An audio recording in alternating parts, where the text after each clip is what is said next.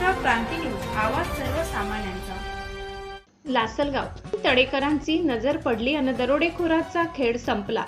अमोल तडेकर ठरले real hero. थरारक पाठलागात आरोपी जेरबंद। भल्या पहाटे नाकाबंदी सुरू असताना पोलीस अंमलदार अमोल तडेकर यांच्या सतर्क नजरेत संशयास्पद सेंट्रो कार पडली। क्षणाचाही विलंब न करता त्यांनी कारचा थरारक पाठलाग केला आणि विंचूर MIDC वळणावर संशयिताला ताब्यात घेतले। कारमधून तांब्याच्या वायर्स, बोल्ट, कटर व पहाड आढळले। चौकशीत आरोपीने इलेक्ट्रिकल दुकान फोडून तांब्याच्या वायर्सची चोरी केल्याची कबुली दिल्याची माहिती आहे। या कारवाईत 4,51,716 रुपयांचा मुद्देमाल जप्त करण्यात आला असून आरोपीकडून विविध पोलीस ठाण्यांच्या हद्दीतील 12 गुन्हे उघडकीस आल्याची माहिती आहे। संशयास्पद वाहनावर नजर पडताच प्रसंगावधान, धाडसी पाठलाग आणि वेगवान कारवाई करत आरोपीला बेड्या ठोकणारे अमोल तडेकर या कारवाईचे रिअल हिरो ठरले आहेत। महाराष्ट्र क्रांती न्यूज साठी निफाड तालुका प्रतिनिधी राजेश भडांगे।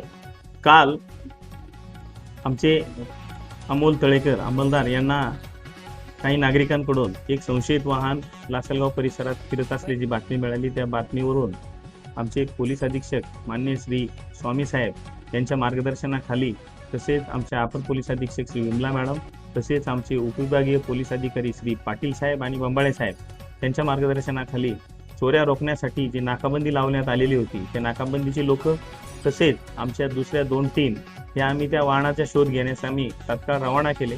तर त्या वाहनाचा पाठलाग करून आमच्या टीमने ते वाहन डिटेन केले। ते वाहन डिटेन केल्यानंतर त्या वाहनात असलेला मुद्देमाल त्याची चौकशी केली असता त्या व्यक्तीने उडवडीची उत्तरं दिली। त्या व्यक्तीला ताब्यात घेऊन पोलीस स्टेशनला आणल्यानंतर आमच्या लक्षात आलं की याने लोंजाई माता इलेक्ट्रिक्स हे दुकान फोडून त्यातील मुद्देमाल घेऊन तो पळण्याच्या तयारीत असताना आपण त्यांना पकडलेला आहे। त्याची माहिती डिटेल चेकिंग केल्यानंतर त्याच्यावरती अशा प्रकारचे दुकान फोडीचे इतरही पोलीस स्टेशनला 12 गुन्हे दाखल असल्याची माहिती आपल्याला मिळाली। तसेच त्याचे 12 ते 13 गुन्ह्यांमध्ये तो अद्याप तो फरार असल्याची माहिती आपल्याला मिळालेली आहे। त्याच्यावरती नाशिक जिल्ह्यात वेगवेगळ्या पोलीस स्टेशनला गुन्हे दाखल आहेत, तसेच नगर जिल्ह्यात वेगवेगळ्या पोलीस स्टेशनला गुन्हे दाखल आहेत। आणखी तपास यामध्ये सुरू आहे। तसेच आरोपीला आज माननीय न्यायालयात हजर केले असता आरोपीला 25 तारखेपर्यंत पोलीस कोठडी दिलेली आहे आणि पुढील तपास या गुन्ह्यामध्ये सुरू आहे। अशाच नवनवीन बातम्या पाहण्यासाठी आमच्या महाराष्ट्र क्रांती न्यूज या YouTube चॅनलला लाईक करा, सबस्क्राईब करा आणि बेल आयकॉनला प्रेस करा।